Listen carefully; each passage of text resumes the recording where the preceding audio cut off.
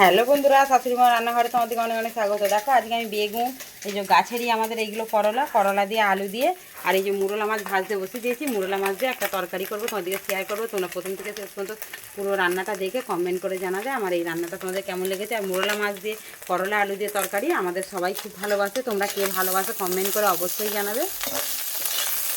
দেখো মাছটা ভাজা হয়ে গেছে, তুলে নিয়ে আমি তরকারিটা করবো, তোমাদেরকে শেয়ার করবো, তোমরা দেখতে থাকো। দেখো মাছটা ভেজে তুলে নিয়েছি। এবার আমি কড়াতে আবারও তেল দিয়েছি, তুলে দেবো। দেখো করলাগুলো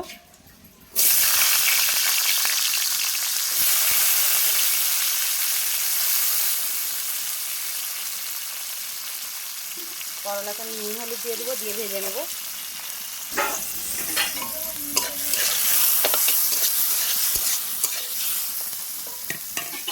দেখো করলাটা ভেজে নিয়েছি, আলুটা ভাজতে দিয়েছি। আলুটা ভাজা হয়ে গেলে আমি খুবই অল্প মশলা দিয়ে তরকারিটা করবো, তোমাদেরকে শেয়ার করবো। দেখো আলুটা ভেজে তুলে নিয়েছি। এবার দিয়ে দেবো আমি কড়াইতে, দেখো 5 ফোড়ন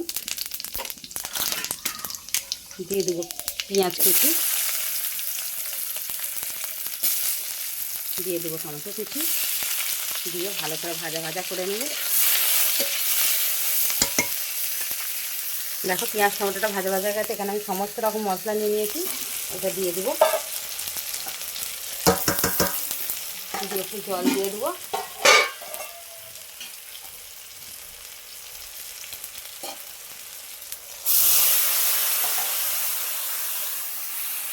দেখো মশলাটা আমার কষা হয়ে গেছে, দিয়ে দেবো আলুটা। দিয়ে আলুটা ওখানে কষিয়ে নিয়ে আমি জল ঢেলে দেবো, দিয়ে আলুটা সিদ্ধ হতে দেবো।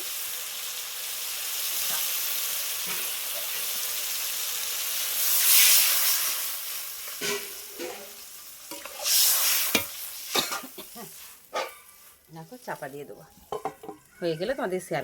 দেখো এবার আমি বেগুনটা দিয়ে দেবো।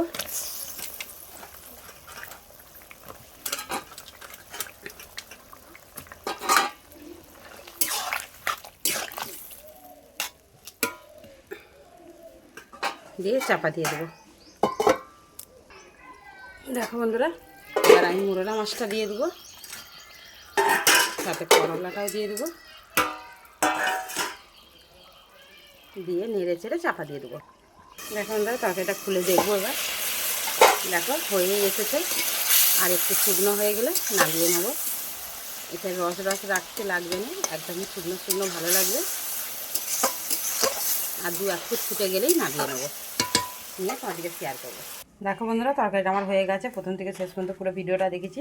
ভালো লাগলে অবশ্যই লাইক কমেন্ট শেয়ার করতে ভুলো না। আমাদের চ্যানেলটা সাবস্ক্রাইব করে নিও, তাহলে যা কিছু রান্নার রেসিপি ফলগুলো সবই দেখতে পাবে। আর মুরলা মাছের এই তরকারিটা আমাদের সবাই খুব ভালোবাসে। অনেক অনেক ধন্যবাদ।